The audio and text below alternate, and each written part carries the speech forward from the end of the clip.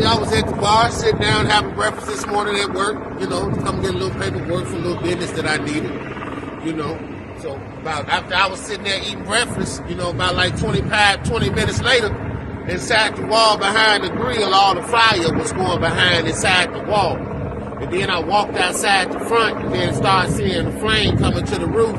And then that's when we called 911 to come out here to aid in assistance here at the restaurant here at Love's and Dennys Truck Stop.